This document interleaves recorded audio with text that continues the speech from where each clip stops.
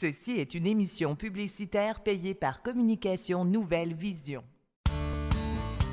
Partout, il existe des personnages inspirants, des leaders qui ont défié les obstacles, gravi les échelons, surmonté leurs craintes.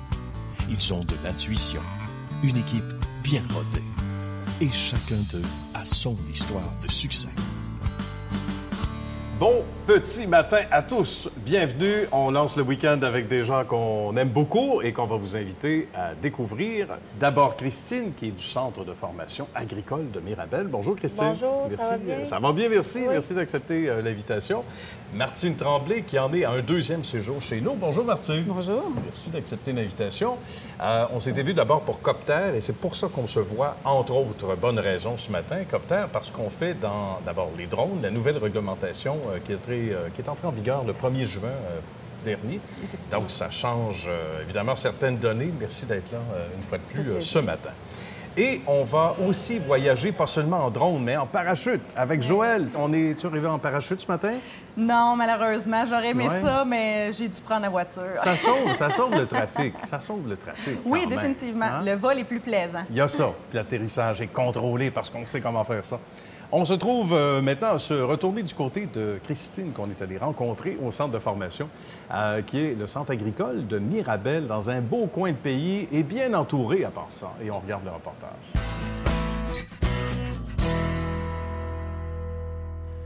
Dans ce magnifique décor, on ne peut plus pacifique et agréable du centre de formation agricole de Mirabel, on est avec Christine et Caroline. Bonjour à vous deux. Bonjour. Ça va bien? Oui, Christine, nouvellement directrice depuis peu, Oui. d'abord, félicitations. merci. Ancienne professeure ici pendant quelques Oui. années, là. Oui, bien, en fait, j'ai même commencé, j'ai été incubée ici. On avait un incubateur d'entreprises agricoles, OK. ce qui fait que le centre aidait les gens qui voulaient partir en agriculture. Bien. J'ai été une des premières incubées à avoir utilisé les serres ici pour démarrer mon entreprise à moi. Puis par la suite, j'ai commencé à enseigner, puis je me suis passionnée pour l'éducation, puis j'ai fait ma carrière en éducation finalement. Puis récemment, là, depuis le mois d'août dernier, j'ai remplacé le directeur qui était ici depuis un bon moment, là, Claude Cadieux. D'accord. Avec un grand plaisir, vraiment. J'étais contente de revenir, de retrouver... C'est comme une famille ici, fait que je suis rentrée chez moi. Good. Un beau retour au bercail, centaines d'étudiants seulement. Alors, on va expliquer maintenant le beau parcours de Caroline, qui est pas banal non plus. Oui, bien, un compte, c'est un retour. J'ai étudié ici en 2000. Oui. J'étais au secondaire, je travaillais déjà dans le domaine, ma famille est là-dedans. OK. Puis, je savais pas trop nécessairement dans quoi me diriger. Je me suis dit, je vais Pourquoi aller pas? étudier au CFAM. Bien. J'ai fait ma technique. Au travers d'un réseau de contacts, j'ai deux passions, en fin de compte, l'agriculture et le sport. Bon. J'ai commencé en enseignement, mais en éducation physique. Bien. Puis, je suis revenue par la bande, dans le fond, en travaillant toujours dans le domaine, malgré le fait que je travaillais, dans le fond, dans les écoles. Fait que les fins de semaine, les étés, etc. Puis, je suis revenue. Et on à la compte pas nos heures, apparemment, dans le domaine. Christine me disait ça avant d'aller en ondes. Les professeurs, les enseignants, puis il n'y a pas trop de hiérarchie ici. Ça doit être agréable. Je vais entendre Caroline là-dessus. Mais d'abord, Christine, les gens ici ne comptent pas leurs heures. Bien, en fait, je pense qu'on se lève le matin en se demandant ce qu'on va faire aujourd'hui, puis on a hâte d'arriver. C'est pas mal ça. Bien. Puis il y a toujours des nouveaux projets qui nous gardent en vie, comme Caroline, elle a un beau background en éducation physique. Elle fait des capsules avec les élèves d'entraînement dans la cafétéria. On tasse les tables, ils font de l'entraînement. Un n'empêche pas l'autre. hein? Et fait que, tu sais, C'est quand bien. je dis la passion, c'est ça, c'est j'ai le goût, on fait un projet, puis je pense que c'est ça qui fait qu'on a le goût de continuer, puis que nos élèves se sentent bien, puis qu'ils sentent que, tu sais, l'énergie est positive, puis elle se transmet à tout le monde. On est tous unis derrière un même beau but, un bel objectif. Les étudiants et étudiantes en sortent grandis aussi. Parlant de ça, bien évidemment, c'est le but premier de l'opération. On parle du lien avec le collège Lionel Groulx. Ça aussi, c'est intéressant, Christine. C'est pas banal, là. Ben oui, ici, ce qui est particulier, c'est qu'on a plusieurs institutions dans le même endroit. Donc, nos élèves qui sont en production horticole, ils peuvent continuer à la technique, puis ils vont sauver un an. Donc, ils vont avoir 2 diplômes en 3 ans. Là, ils font le DEP ici en production horticole. Ils passent au collège pour faire la technique avec 2 années supplémentaires. Puis on a le centre de recherche aussi qui peut nous aider. C'est stimulant. Ils testent des nouvelles variétés, ils ont des nouveaux projets. Puis là, nos élèves peuvent participer, ce qui fait qu'on partage l'équipement, là, les 3 organisations. Ça fait beaucoup de monde en même temps, mais avec l'entraide, on finit par régler plein de solutions. Mais tu sais, de la communication, de l'entraide, on fait passer, dans le fond, ces valeurs-là avant. Puis je pense que c'est ça qui fait que c'est agréable de venir travailler. Et on vous croit.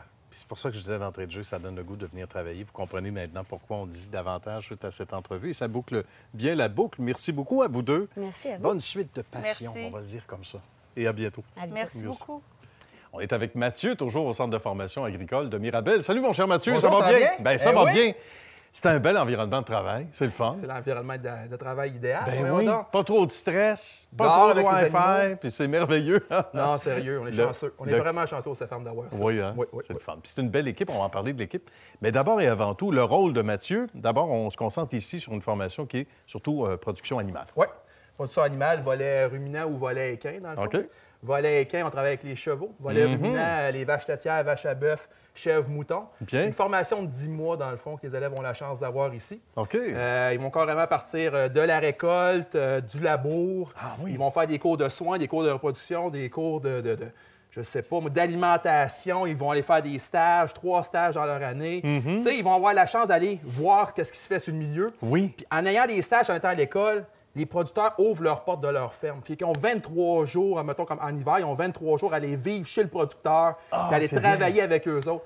C'est vraiment là, une chance vraiment exquise qu'ils ont. Là. Puis dans le monde agricole, c'est une grande famille. Fait qu'il n'y a pas de producteur qui est avare de commentaires puis de trucs à donner. J'imagine, des gens de jeune qui veut se passion. partir en affaires, là, c'est la l'idéal. clé du succès, vraiment. C'est extraordinaire. Non. Est-ce qu'il y a un type d'étudiant, on dirait typique, où non seulement c'est ouvert à C'est tous, la passion. évidemment, mais c'est la C'est la passion qui est passion, honnêtement, dénominateur c'est un commun. métier. On fait de l'agriculture, c'est un métier de passion. Tu sais, Oui. tu veux dire, tu peux pas faire des horaires comme qu'on fait puis dire, hey, moi, je vis du 8 à 5. Puis, Non, c'est une pas du passion, tout. il faut que tu aimes ça. Tu sais. Ouais. Faut que tu te lèves le matin, il faut que tu viennes en manger. Tu sais. Faut que, c'est comme des enfants, il faut que tu t'en occupes. Il fait froid l'hiver, tu n'as pas le choix. Il faut que tu sortes à l'étable, C'est aller ça. nourrir. Il y a de la neige, tu pelles ton chemin, tu sors ton tracteur, tu roules jusqu'à l'étable. Voilà. Tu sais, tu y vas. Ça prend des gens passionnés, des gens autonomes. Ouais. Puis je pense des gens aussi qui veulent apprendre, avares de savoir. Là. Oui. Tu sais, sérieux, il faut vraiment que tu dises, mon Dieu, tout ce que je peux aller chercher, là, j'ai 10 mois pour le faire. Là.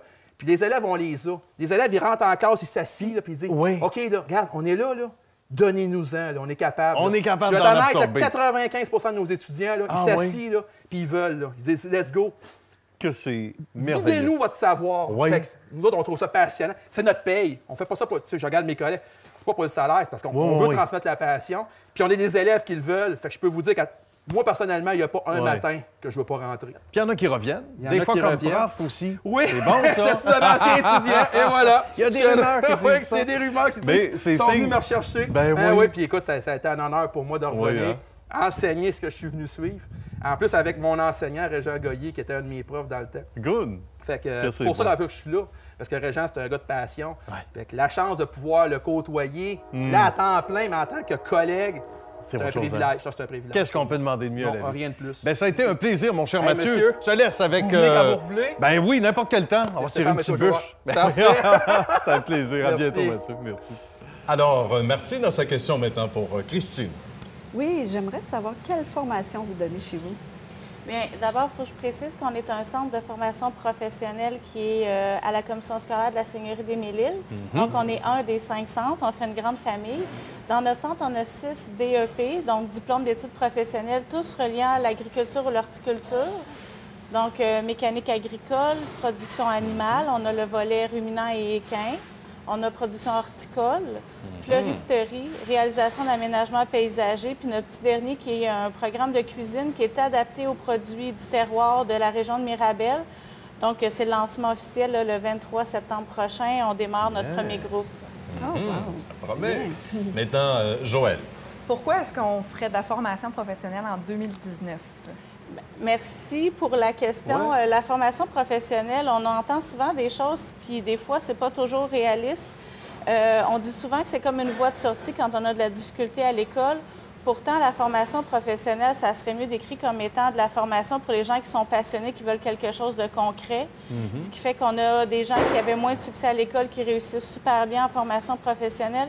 Mais on a aussi des gens qui sont allés au cégep, qui ont des bacs à l'université, qui, dans le fond, ils ont des projets de vie. Ils veulent mettre la main à la pâte, faire un retour à l'agriculture, l'horticulture, puis ils viennent choisir un DEP pour relancer une carrière. Puis à partir de là, ils peuvent aller en entreprise. Ils peuvent aller faire une technique, puis même se rendre jusqu'à l'université avec les passerelles qu'on a entre les différentes écoles de formation au Québec. C'est vraiment très bien. Puis on parle souvent à l'émission de pénurie de main-d'œuvre, donc les voies sont ouvertes comme ça, avec tellement de possibilités. Et là, on se tourne du côté de Martine, qui en a appris beaucoup des choses dans son domaine et qui nous en apprend surtout dans le secteur d'activité, qui est le merveilleux monde des drones. Il y a eu une réglementation ces dernières semaines, donc le 1er juin, et on regarde ce que ça veut dire en 2019 du côté de l'école Copter. Chez Copter Images, avec Martine qui nous accueille dans son beau château. Comment ça va, Martine? Ça va bien quand même. Ça va bien, merci. Deuxième visite à Histoire de succès, c'est pas pour rien. D'abord parce qu'on aime les gens passionnés comme Martine, mais c'est un domaine qui évolue beaucoup et la réglementation est plus pointillée, on va le dire comme ça, au niveau fédéral. Pour ceux et celles qui sont des amants du drone, il y a une formation qui est nécessaire. Chez Copter, bien, vous êtes la référence, là, déjà. C'était déjà le cas, mais de plus en plus pour ces gens-là. Hein? Oui, effectivement, depuis le 1er juin 2019, Transport Canada a encadré l'utilisation des drones au Canada. C'est formidable. Qu'est-ce qu'ils ont fait? C'est qu'ils ont, ils ont fait des certificats de pilote, c'est-à-dire que c'est des examens en ligne que tu dois passer. Tu as 2 catégories. Une opération de base qui consiste à voler à l'extérieur des classes aériennes contrôlées. Et ensuite, opération avancée, dont là, tu peux voler dans les classes aériennes contrôlées et plus près des gens.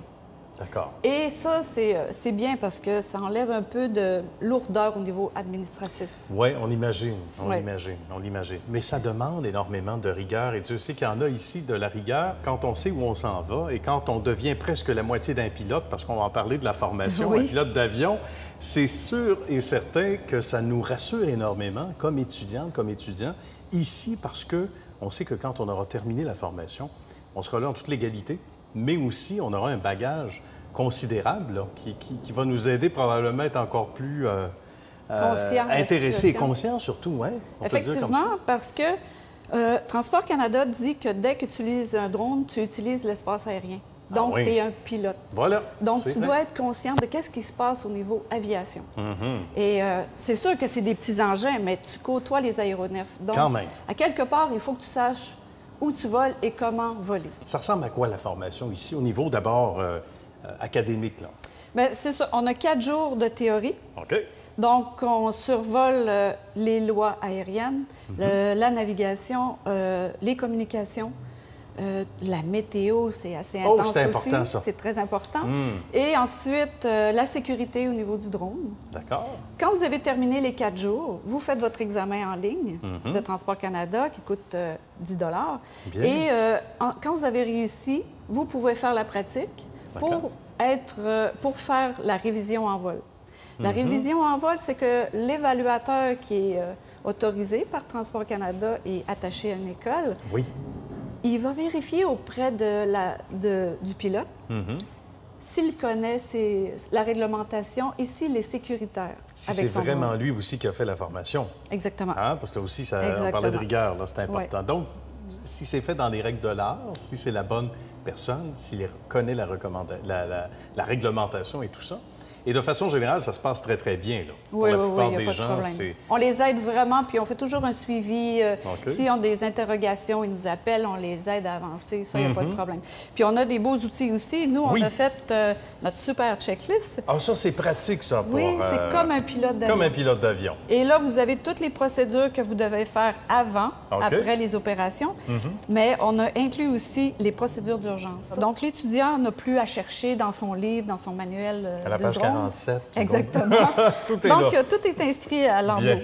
Ça, nos étudiants adorent ça, puis nous-mêmes aussi, parce que comme on est des vrais pilotes d'avion et d'hélicoptères, c'est intéressant qu'il soit encadré aussi, puis qu'il soit dans qu'il a la même philosophie de pensée. Voilà, justement, parce que c'est mieux d'en savoir plus, trop, diront certains. Oui. C'est jamais trop, en réalité, exactement. pour être bien imprégné de ce que l'on doit avoir comme image, on va dire comme ça, hein, en se créant une image globale, parce qu'on est pilote de toute façon, même si on n'est pas dans l'appareil. Et ce n'est pas tout, ma chère Martine, ça évolue constamment, puis il y a une nouvelle bête qui s'en vient, apparemment, qu'on voit à l'horizon. Oui, bien c'est ça, c'est que maintenant, avec ces drones-là, on travaille en visuel. Okay. Mais dans les prochaines années, il y a le gros drone qui s'en vient, c'est-à-dire le BVLOS, c'est-à-dire hors de portée visuelle. Hors de portée visuelle. Exactement. Le drone va beaucoup plus loin. Il peut aller à 10 km, il peut aller à 20 km, et vous êtes toujours à votre ordi en train de contrôler l'appareil, mais il vole à des 1000 pieds, beaucoup plus haut. Donc, on ne le voit jamais. Jamais, exactement. Mais on va faire du transport, du don d'organes, on va faire de l'inspection, on va faire des prises de données, on va faire de la recherche et sauvetage, mais on parle de 25 kilos et plus. C'est très, très gros. C'est extraordinaire en termes d'autonomie, et c'est là qu'on voit tout le progrès, parce que ça monte haut, ça va plus loin, ça dure plus longtemps, donc ça prend des bonnes batteries, ça prend... Bien, on va parler plus de moteur, on va parler plus d'essence, puis... Oui, quand même. Transport Canada est en train de travailler là-dessus, mais nous aussi, on est en train de se préparer à l'avenue de ce nouveau drone-là. Il va en avoir plusieurs. Oui, j'imagine. On travaille déjà avec une équipe de Ted Mine sur un gros drone. C'est vraiment intéressant, puis... on est en processus là, de mettre sur pied une formation pour ça. Toujours en avant de son temps. Oui. Ça peut être très utile pour les pompiers aussi. Il y a de plus en plus de formations qui sont appréciées ici. Hein, oui, de plus en plus, ils utilisent le drone. On a des agronomes aussi. On a formé beaucoup d'agronomes. Oui. OK. Donc, puis, on a beaucoup d'étudiants, des professeurs de cégep qui veulent intégrer le drone au travers des nouvelles formations en arpentage, en agronomie. On est fiers parce que les gens qui sortent de chez nous, ils sont vraiment complets et sans doute, hein? sécurisés et fiers. Et pour nous, on est fiers de nos élèves. Ben voilà. Et il y a de quoi aussi, il y a de quoi être très, très fier. Puis il n'y a pas beaucoup de corps de métier qui ne devraient pas se sentir interpellés. On pense même aux agents d'immeubles, on pense aux gens d'irrigation dans l'agroalimentaire, Recherche et sauvetage. Vaste, au niveau de la faune. C'est vrai. Puis au niveau des baleines, au niveau des survies des animaux, on fait du repérage avec les drones. C'est extraordinaire. C'est incroyable. Il y a de quoi être très, très, très inspiré. Bien, Martine, merci beaucoup. Bravo pour le beau succès qui se poursuit évidemment chez Copter Images. On invite les gens, bien sûr, à aller voir le site Web. Oui. À suivre une formation ici, évidemment. Oui. Merci. Merci. À bientôt. Merci. Joël a sa question maintenant pour Martine. Oui, donc il y a une loi qui est entrée en vigueur le 1er juin. Donc, c'est quoi les changements qui sont applicables maintenant? OK. Bien, Transport Canada, c'est une très bonne question en passant parce que Transport Canada, maintenant, a réglementé le domaine du drone. Là, on ne parle plus de loisirs, on ne parle plus de professionnels. Vous avez à faire un examen en ligne. C'est opération de base qui est à l'extérieur des zones de contrôle et à 30 mètres des passants, des personnes, ou avancé que vous travaillez dans l'espace aérien contrôlé et plus près des personnes. Donc, vous avez à passer votre examen en ligne. Ensuite, vous avez une évaluation, une révision en vol sur le terrain à faire. Parce que maintenant, on donne un certificat de pilote qui est comme un pilote d'avion. Donc, on doit savoir qu'est-ce qui se passe dans l'espace aérien. Et dans l'industrie, on dit dans le domaine du sport, ça sépare les hommes des enfants ou les femmes des enfants. À son tour, Christine a sa question pour Martine. Par curiosité, quels sont les métiers qui utilisent le drone? Excellente question. C'est assez surprenant parce que de plus en plus, tous les corps de métier utilisent le drone. On a beaucoup d'arpenteurs, on a beaucoup d'agronomes, parce qu'on a des caméras incroyables qu'on peut mettre en dessous. Ensuite, l'infrastructure s'en vient très, très vite. On va avoir du transport bientôt. C'est vrai.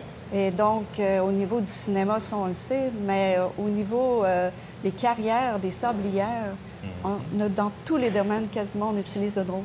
Même les pompiers. On a fait un reportage avec, évidemment, des gens dont la formation est spécialisée pour les pompiers dernièrement. On a formé des pompiers, effectivement. Ben oui. Ils ont été formés chez vous, c'est sûr. Une partie. C'est pour ça qu'ils sont bons comme ça. C'est pas mal intéressant.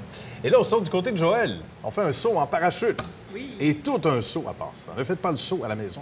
Vous allez apprécier ce reportage. On regarde ça ensemble. On est chez Go Skydive où on vit de belles émotions à tous les jours ici, n'est-ce pas, ma chère Joëlle?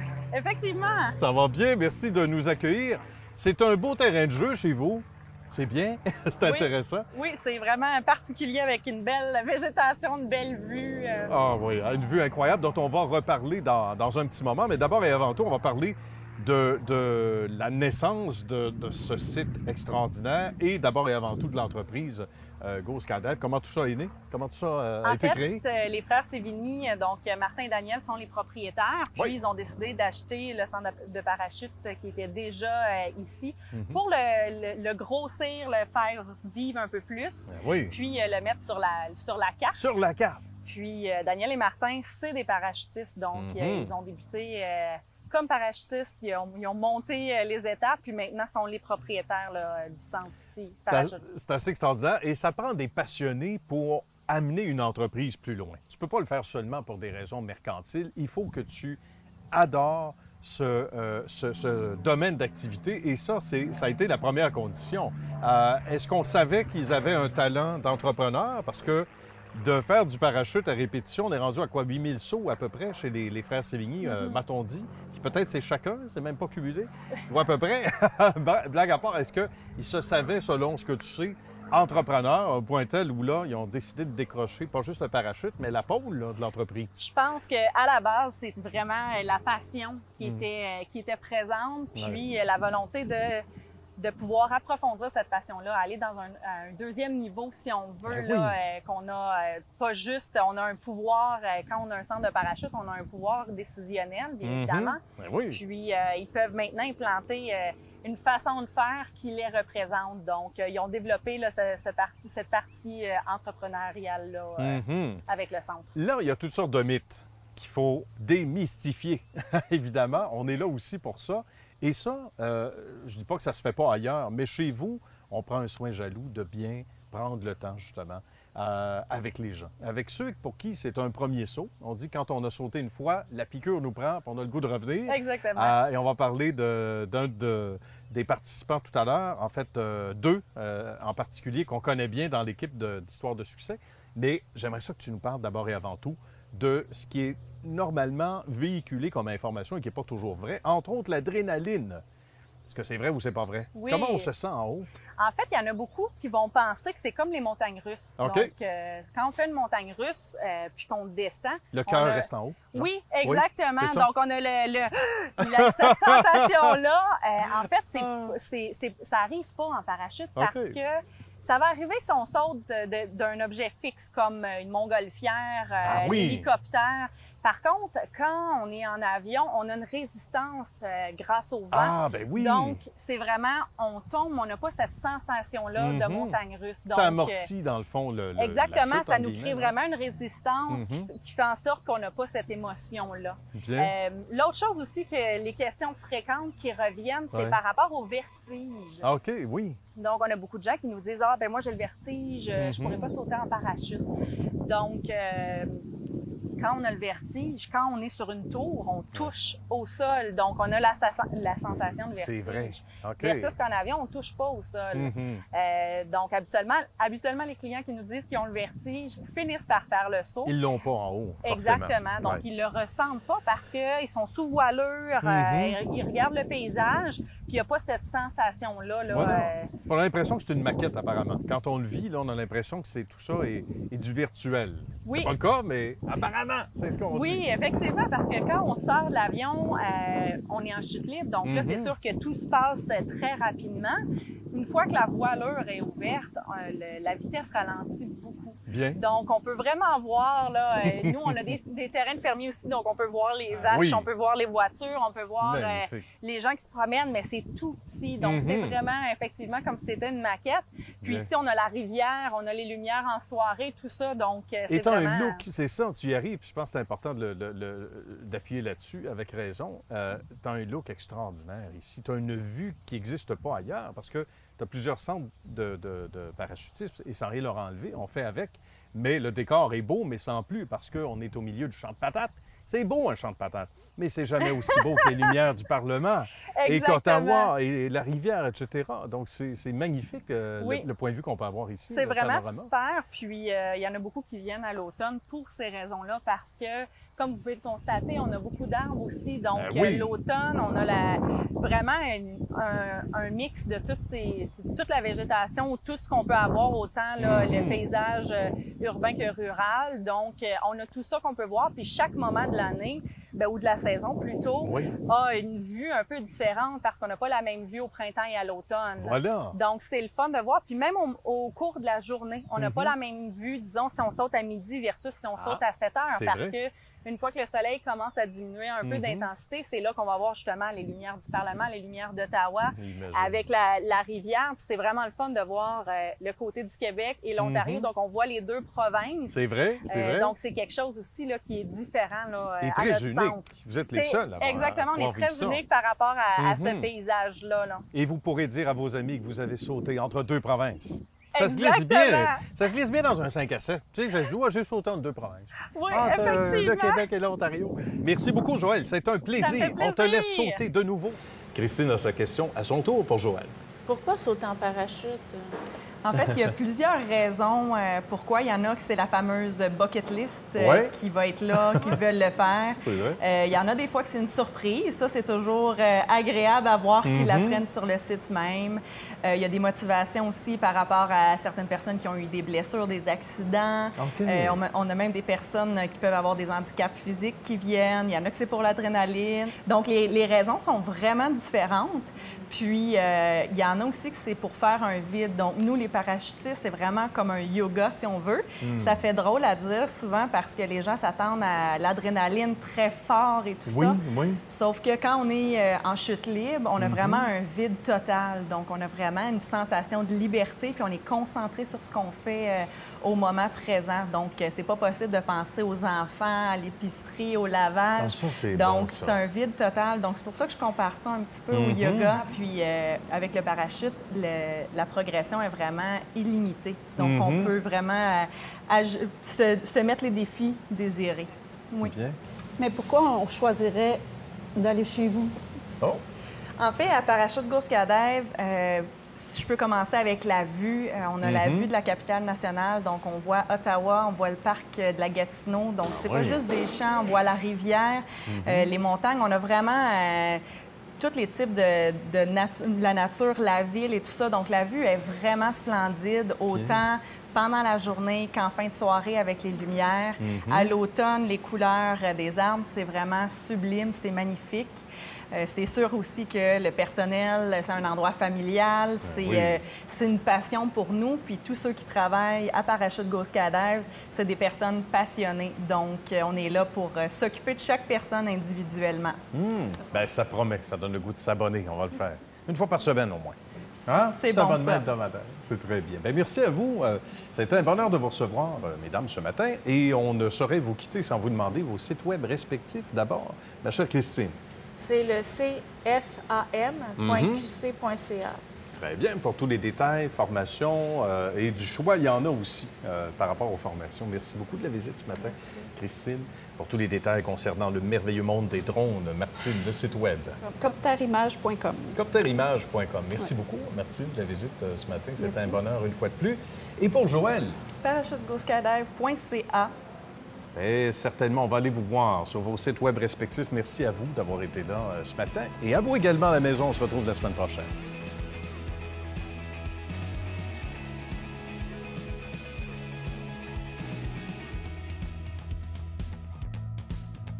Ceci est une émission publicitaire payée par Communication Nouvelle Vision.